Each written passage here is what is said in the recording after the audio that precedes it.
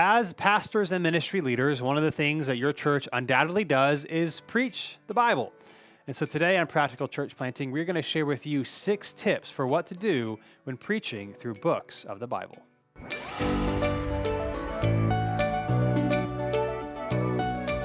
Welcome back to Practical Church Planting. My name is Brian Androsian, and with me is Dylan Dodson. And today we're going to give you 6 tips for preaching through books of the Bible. Today, before we jump into that, today's episode is brought to you by The Church Co. thechurchco.com for the best, fastest church website builder. Yep. One of my favorite things about The Church Co. is about every 2 or 3 months, I just change our complete layout with a click of the button. And Brian's always like, it looks great. And it took me all of 15 seconds. Yeah. So thechurchco.com/practical. If you put practical in the promo code, you get 40% off for 2 whole years, which is a ton. Save you a lot of money. And we use them for multiple church websites. We would highly recommend them to you. And then like me, every 2 or 3 months, you can just click to change the theme and it'll look like you did a radical redesign. That's true. And it will look awesome. It does look like we completely overhaul our website, but it takes nothing and it looks great every time. Yep. So thechurchco.com/practical to get the discount. You can see all different church websites. Sometimes I go to thechurchco.com just to see what websites are doing. Yeah. To change ours. Yeah. And then if you put practical, the promo code, you'll get 40% off at checkout for 2 years. So today, 6 tips through when you're preaching through books of the Bible. We predominantly preach through books of the Bible is what we recommend. And so when you do that, there are certain pitfalls or things you can do unintentionally to maybe alienate or not bring people along with you. And so that's what we're going to talk about today is things to consider when preaching through books of the Bible to make sure everybody's on the same page as you do it. So here we go. Now, some of these are difficult where some of these you will do the first, maybe the second week, and then you will stop doing that. And so we'll talk about 50 why. weeks in. Yeah, you should not stop doing that, even if it's 10-week series or 5 weeks or 40 weeks. Yeah. Here we go. Number 1, give brief context of the book every Sunday. Now, when I say context, I don't just mean here's where we are. Like here's what's happening. I mean, tell people about the book. Now, it's going to look different. And I say every Sunday, maybe you won't do it every single Sunday, but if you shoot for you do 3 out of 4, that would be a good thing. Yeah. For us, we're in the book of Mark. We take a little bit of break, but then we get back into it. By the time we're done of it in the fall, we'll have done 45 or 50 weeks in Mark. And so what can easily happen is you just explain maybe a recap of where you are and you start preaching. And if you're new or you haven't been there in a long time, if you don't know anything about Mark, you can already from the very beginning feel disengaged or disconnected. Yep. So, for example, one of the things I'll try to do is we're going through a series in the Gospel of Mark. There's 4 Gospels in the New Testament: Matthew, Mark, Luke, and John. They're the story about Jesus, and that's it. Done. Yeah. And I might not say those exact words every time. Sometimes I might not say there's 4 Gospels. I might just say we're in the book of Mark. It's the story of the life of Jesus. Mix it up a little bit. Although if you say the same thing every time, I would just say nobody cares. It takes 10 seconds and you're into it. People are turning in their Bibles. They're just getting situated. It's totally fine. But again, it's not always, when we talk about giving people context in the sermons, it's not that you have to give this big dissertation. It's just enough for people that are new to realize, there's people who don't know what's happening, and that's so that they don't get stuck on it. So if you don't know anything about the Bible, you don't know who Mark is, you don't know where to find it or anything like that, it's just like, here's a little bit of context to get you going. Now, again, for us, we put the page numbers on the screen, so we would also say always tell them where it is or give them, it's the 4th book of the New Testament, 2/3 in, whatever. Yeah. We don't have to do that because it says it there. But anyway, give a brief context of the book. And when I say brief, I mean 15 seconds or less, not 30 seconds, not a minute, because then people absolutely will tune you out. But just assume that somebody's never heard it before. Tell them about the book. Again, it can be really hard if you've done it for 15 weeks, if you're going through a longer book or whatever. Even if it's 7 weeks, it's it's week 6 or 7. People should know by now. People do not come every week. You're probably going to have at least one new person for most people every week or at least every couple of weeks. Yep. So give a brief context of the book every Sunday or you will already lose people right at the beginning. And for pretty much any book, this can be done in a sentence or 2. Yeah. We're doing a series where we're going through the book of, Colossians, which is one of Paul's letters to one of the early churches. It doesn't need a big thing, but it's just an idea of what it is. And I think this is also helpful because if you do preach through entire books, there's gonna be weeks. I mean, we're in Mark right now, but we've done this in other books as well, where there's weeks where if we were not going verse by verse through a book, this passage may never come up. It's not like a commonly preached to thing, or it's weird, or it's why would we spend the Sunday on this thing? And so it's helpful for people to know we're studying this entire book. So if this is your first time here, you're not why did they choose the one about like I don't know, like sleeping with your mother-in-law? I think was one we did on Yep. Mother's Day or something like that. Like why would they choose this? It's like no, we're doing it because we're going through the entire book. It's not like we're just picking what we think would work best. Yeah. And so I think that also helps give a little bit of explanation of why you're in the text that you're in, and it doesn't, and people don't need to get hung up on why you're preaching to what Yeah. you're preaching. I remember in First Corinthians, other Colossians. I mean, really a lot of the New Testament letters. One of the things I would say is this was written by Paul. He was a foundational leader in the first century church. So, because like even if you say Paul, people could be like, "Well, who's Paul?" Yeah. And so, I mean, but that's it. I mean, they don't need to know his history. They don't need to know everything. They just need to know this guy was an important person to Christians, and he wrote this letter. And let's read it. Yep. And obviously, there's way more you could say, but at least people are, know what's going on here, and they're not maybe as confused as they would be. So, And a lot of context you'll end up giving as Yeah. you're preaching through it. Like obviously you won't get to everything every single week, but there's other context things as you're explaining text that you're going to end up getting to. But it's good to just give an overview of like this is Yeah. kind of a broad strokes what this is, and then we'll dive further. yeah, because maybe you'll get into it more halfway through the sermon, but if Right. people are already confused or they kind of feel like everyone knows this but me, they might have already checked out. So, Yep. give a super brief context of the book every Sunday so that everyone is on the same page. Number 2, explain the characters every Sunday, Mhm. which also can be repetitive if it's a I don't know. It could potentially be repetitive if it's on the same people that you're doing. Now, when I mean characters, I don't necessarily mean the biblical authors, although you can do that. I mean if you're preaching about something and it has maybe it's not a New Testament letter, but maybe it's a narrative, and there's people that come up, you should say who they are. So if Joseph comes up, there are 2 well-known Josephs in the Bible: Jesus' father and Joseph in Genesis. Yep. And a lot of people might only know one of them and might be thinking you're talking about someone else. So if you mention Joseph, you should say the father of Jesus, or Joseph. If you're in the old, Genesis or whatever, he's the son. Wherever you are in the passage, he's the son of this person, or he's who he is or whatever. Mary, there's a lot of Marys in the Bible. Even if it's someone well known like Moses or Abraham, a lot of people have no idea who they are, or all they have ever heard of is their name, but they don't know anything about them. So again, you don't need to go into a super, let me give you a 3-minute rundown of who they are, but just think of something, again, depending on the passage, it might be different, but how can you explain them in 15 seconds or less so that a new person who has no idea may not know everything, but they'll know enough to not be stuck on it and feel invited in. So one of the worst things you can do is not explain names, particularly if it's a name, if you're going through, I don't know, the life of Abraham, let's just say, for example, and you're in it for a while. You could, just like explaining the context of the book, it's like, well, I've told you who he is already. No, people don't listen. They don't come every week, and you're going to have new people, and so you don't want to lose them. So explain the characters in the story. It doesn't have to be long, but explain who they are. And like I get this can be tough over time. Like we went through the entire book of Exodus, so there's a lot of Moses. Like there's and so it's not taking, like you said, it's not taking a big explanation of or a big chunk of the sermon to explain who it is, but it taking a few seconds, and that's fine. One thing that I think has been helpful to me, and maybe as a not lead pastor but who preaches sporadically, it may be helpful to someone who does preach every week, is whenever I am preaching through whatever, I assume, and I think for the most part I'm right, there's probably going to be maybe one person who watches this, like a family member or something, who hasn't been seeing the entire series, because like, I mean, my parents watch every sermon I give. If I was preaching every week, that probably wouldn't be the case, but it's rare enough now to where they can.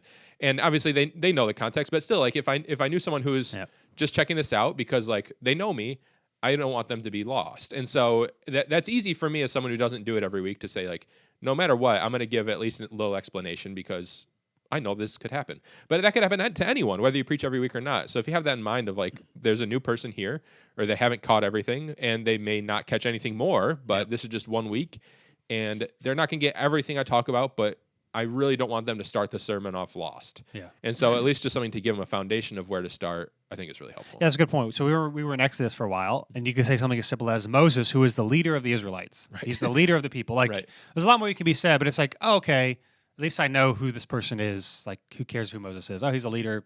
He's at least important to them. So I can see why we're talking about what he said or what he wrote. So, and like the context of the person, especially if it's like a narrative like that, is built over time. So like you can't give all the information up front, because that's the story that you're getting to. So just something of who he is, and then we're getting to the rest of the details, I think is good. Yeah, so give a brief context of the book every Sunday, explain the characters super briefly, just so people can get on the same page.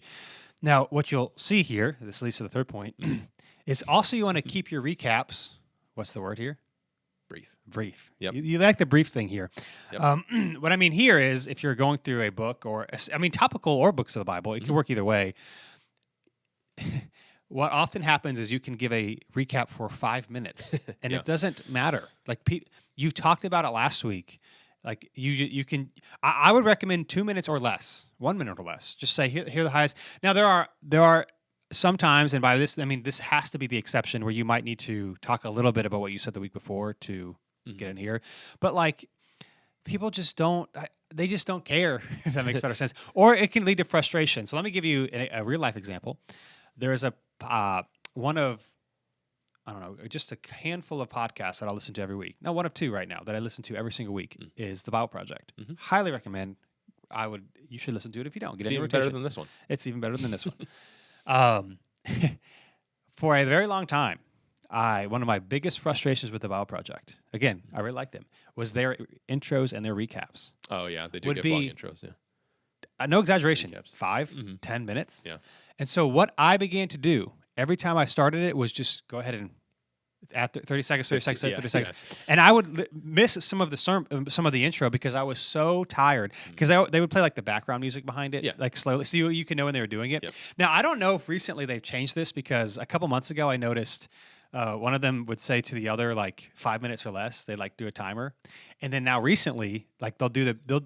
I don't know if it's because of the different series they go through, but it's like 2 minutes or less. Like I think enough people complained about it. And I could be wrong on this, but based on the things that they were saying, it's like they knew it was too long. And so I get it. You want people to know, but like you're just going to lose people. And even if what you're saying is good, when you attach with, as we said last week, it's like, well, I was here last week, or I wasn't here last week, but like, what does that have to do with this week? Yeah. I just want to say, please keep them short. You don't need to repreach your sermon. Just 2 minutes or less, a minute or less, and talk about what you're going to talk about today. Because what will happen over time is I think people will do what I did with Bible Project until they recently changed it, was just like tune out. Yeah. Like I was here or I wasn't here, but like, you know, if I come most often, I just don't need to. That's why I came to not hear. So again, this might go against like the new person, but like preach the sermon that you have preached. If they weren't here last week anyway, they're not going to remember all this stuff you're trying to pull back to memory anyway. So I think recaps are helpful to get people where they are, but they've got to be brief or you're going to lose people with the sermon you're trying to preach that day. And I think you can be brief regardless of what you're going through. So I was trying to think as you were talking, and I can't think of a specific example, but I know there's been times where we've gone through books and kind of had to split sections because it was too long, to where it is kind of like, you know, if you're sitting down reading, you'd probably read this all in once, but we split it over a couple weeks because of the length, where you kind of, you need to talk about what happened last week because it makes this week make sense. But you can still do that super brief. Like you do not need to. You don't need to bring in points from the previous week. You don't need to, bring in obviously like stories or illustrations, but you don't really need to give a ton of details. It might just be like, last week we saw Jesus doing this and this is where they went or whatever. And that's where we pick up today.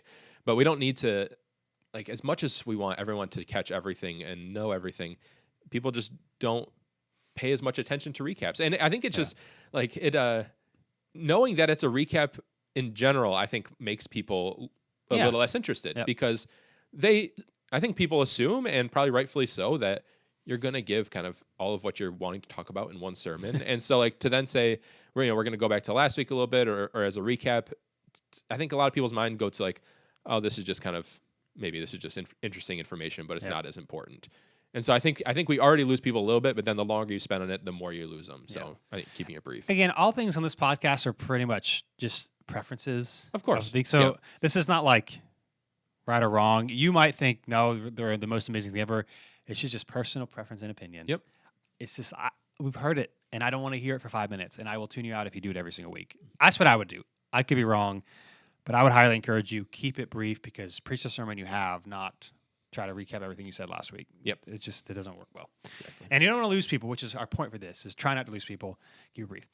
Yep. Number 4, use phrases like, so do this. do this. Do this.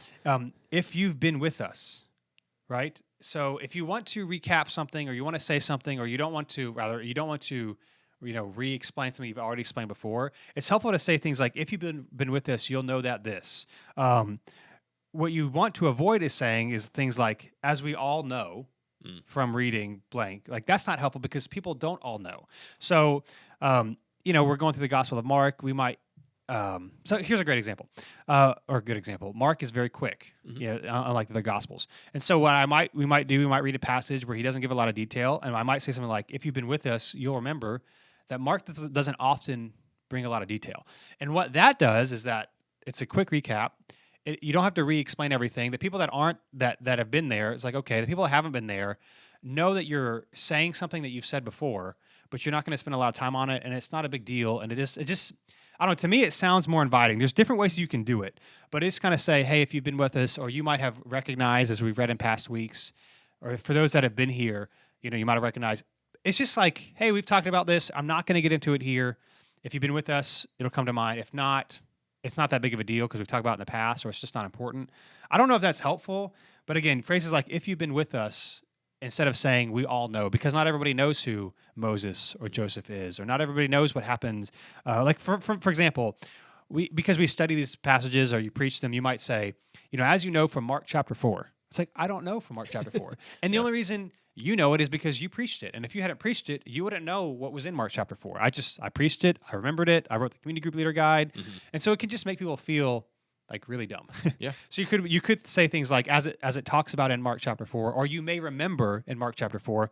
They probably don't know it's Mark chapter 4, but they might remember what you're talking about if they were there in that sermon. So things like "if you've been with us" are really helpful. Things like "as we all know" are not helpful because not everybody knows. And again, you'll lose people if they feel like they're dumb. And I think terms like "if you've been with us" or something along those lines, it kind of gives you a license to be brief. Yeah. Because people understand that you're not going to explain everything. Like it's this, not that you would take forever on this, but just the example of Mark being very brief. If you kind of mention that as an offhanded comment of as "if you've been with us" or "as we've seen before," Mark doesn't go into a lot of detail. And even if I'm brand new, I'm like, okay, I get it. But if you just say that kind of like as fact, but without going into it, then I might think like, wait, why doesn't he do that? Or why aren't you explaining that further? But I get from context, oh, this was explained in the past.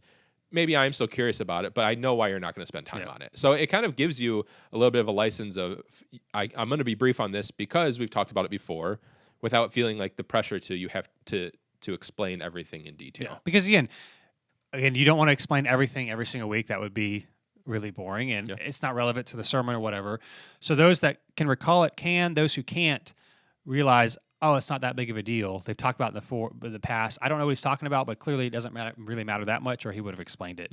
Again, the point here is just to help people stay connected and not feel disconnected or feel dumb or feel left out or feel excluded because they weren't there to hear those sermons or hear those things, or they don't know all the Bible trivia that you might know. Yeah. So inviting people to keep listening, that's a good way without having to do a big recap. If you've been with us, as we've read previously, or if you grew up in church, you might know stuff like that. It's like, oh, okay, that means not everybody knows these things, and that's okay. So kind of, I don't know if this is the right word for it, but maybe more inclusive, I don't know, phrases that don't make people feel dumb for not knowing is what you want to try to do. Good way to put it. Number 5, now you might get this at this point, but you want to remember, and this is not necessarily new to this episode, we've said this in various things in the past, is that it will always be someone's first time. Always. So that should influence what you do. That should make you want to explain the characters or want to tell people where to turn in their Bibles. Like maybe not the exact, everyone's Bibles are different, whatever, but like, oh, here's a couple of hints of where this might be. Yeah. Giving people a chance to get there. Remembering that or assuming that someone has no idea what you're talking about, you'll still say all the same things, but you'll explain them and you will invite people along. So I like to think of it, or I like to say it like this, like just imagine someone that you've been praying for a long time who doesn't know Jesus and who does not go to church, and they were to show up that Sunday. How would you preach differently, or what would you explain differently? And just do that every week. Now you might say, we don't have new people every Sunday. But I guarantee you, if you preach as if there are new people every Sunday, people are going to be more likely to want to invite their friends because they know they're not going to be left behind. And here's the thing, regardless of the size of your church, like unless it's like 10 people, nobody knows. Like people, because they don't show up every week either. People don't know if there's a new person or not. And so when you explain things, they assume that new people are there, which they're excited about.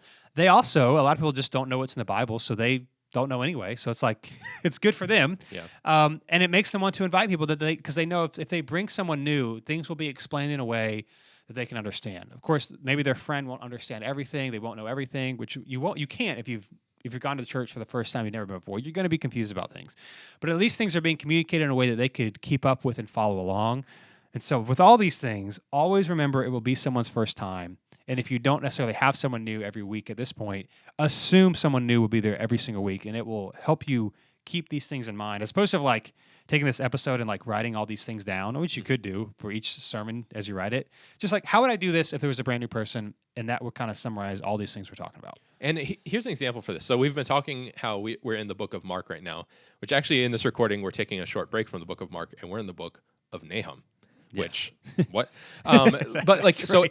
if we're doing it for 3 weeks, and so if someone was coming and they heard chapter 1 and chapter 2, and it was just like it's confusing, and it just is. But like if it was preached in a way that was not explaining things, not kind of assuming there's new people in the room, there ain't no way I'm inviting someone to chapter 3, because if I can't follow along, or if you're like kind of talking over my head, or assuming everyone kind of knows what you're talking about, then even if I have the opportunity to, I'm be like, we're gonna wait till we're back in something else, because I don't want you you finally like finally come with me to church and you're like, what are we, and just be completely lost, which you can't. There's always the potential of being some aspect of that. Like it's a complicated book, or confusing book, I should say, and you're not going to make everything 100% understandable to everyone who's never heard anything from the Bible before. But to at least explain it in a way that doesn't make people feel dumb, or makes people feel like they can at least attempt to track along with you, I think will really encourage your people to invite. Because if you're just sounding like a genius and just so smart, but you're talking over everybody's heads, and people have a hard time following along with you, it's going to be real hard for someone who's a church person who struggles with that to then invite a non-church person who's going to struggle with that 100 times more. Yeah. And so I think just keeping that in mind, especially when you get to the things that are a little bit more complicated, will help your people invite people. Yeah. So one of the things for us, we've talked about this before. We don't put the scripture on the screen. The supporting text, if we're not reading the main passage, we will, but like the main one, we're in Nahum, so it says Nahum chapter 1 and have the page number, because we have Bibles in the seat backs. And so we'll, at some point I'll say today we're Nahum chapter 1. You can go ahead and turn there. If you can use one of the black ones in front of you, however I explain it. Yeah. But like even this past week, I said, hey, listen, if you brought your own Bible, those that had Nahum, they can just turn it there. And I talked about the table of contents on page 1. It is your friend. There's nothing wrong with it. And I was like, listen, the person sitting to your right and to your left, they don't know where Nahum is either. Yeah. So like, ain't got nobody to oppress here. Yeah. And just stuff like that is just helpful, because you can really love Jesus and follow Jesus, and you don't have to know where all the books of the Bible are in the page number. You don't have to know the order of the books of the Bible. You don't even have to know Nahum is in the Bible. Yeah. And so making people like just feel like it's okay to not know everything, I just think is really important. And so all to say, if you always remember it's someone's first time, invite people along, because here's the thing: if you weren't studying to that sermon anyway, there's stuff that you would not know. So you just know about it because you spent time on it. So that's it. Always remember it's someone's first time. That'll help you connect people, especially when you're preaching through books of the Bible or doing a longer series. It's someone's first time. How would you explain it differently? And that being said, last but not least, you want to make each sermon stand on its own. So I think this is part of the problem with the recap thing and taking forever, because it can be complicated. It can be hard to do this, but knowing it's always going to be someone's first time, or there's going to be people that are new, or that people don't come every single Sunday, you've got to be able to preach a sermon on its own. Now, sometimes it really does require maybe the week before, because maybe you've broken it down in a way that you wouldn't have, but because you can't preach for 3 hours or whatever, an hour, you don't want to preach for an hour, you break it down. So you can do a brief recap, but you've got to make it worth like, oh, we're doing this series, and if I've missed a couple of weeks, I'm just going to be confused anyway, or they're going to spend half the sermon recapping. Like, it's not going to make sense. I'm just not going to come. And so this is, again, we've done longer books and shorter books. My thought on it is, it's not, because the pushback to like, well, you could spend 50 weeks in one book. Now, we've broken up a couple of times, but still, that's a long time. My response is always that long series or preaching through books of the Bible isn't what bores people. Boring preaching bores people. For sure. So you can do short series, topical series, books of the Bible. If it's boring and unengaging, it doesn't matter what it is. And so again, the challenge here is you can do a quick recap, but you've got to make sure each sermon also is its own sermon, because there are some people who that's the only one they'll listen to, and so you don't want them lost the whole time. And there's just, even if it's not the only one they listen to, most people are not going to hear every single sermon. A lot of people don't come every single week, and as much as we hope they'll watch the video or listen to the podcast, people just don't. And so if everything is dependent on you have to have caught this whole series, or else you're just going to be lost. Then everyone's going to be lost. Like most people do not catch every single sermon, and so making each one stand on their own. I mean, you don't want people. It's like we've been talking about. Like if a new person is there, then the worst thing that could happen, one of the worst things that could happen, is for them to feel like I'm lost, because that tells them I don't belong. If everyone else understands except for me, then clearly something is wrong, and I don't belong here today because I have no idea what's going on. And that's like the last thing you want someone to think. So making sure each sermon can stand on its own is not that terribly difficult to do, especially when preaching through books of the Bible. Like, you can separate things out. Every sermon can stand on its own, and you don't have to hear the entire book to get the context, as long as you give a brief recap at the beginning. But I think it'll help people feel a lot more included in your sermon. Yep. Again, the point here is people don't want to feel like they're the only one that doesn't know, and they will not be the only one that doesn't know, but that's what we all think that. Yeah. And so when you don't explain the characters, give context, remembering it's someone that's new, using phrases like "if you've been with us," it makes people feel like everybody knows this stuff but me. So there's something wrong with me because they're not explaining it. And so you don't want to do that. You want to make each sermon stand on its own, and that will help you when you're preaching, especially through longer books of the Bible.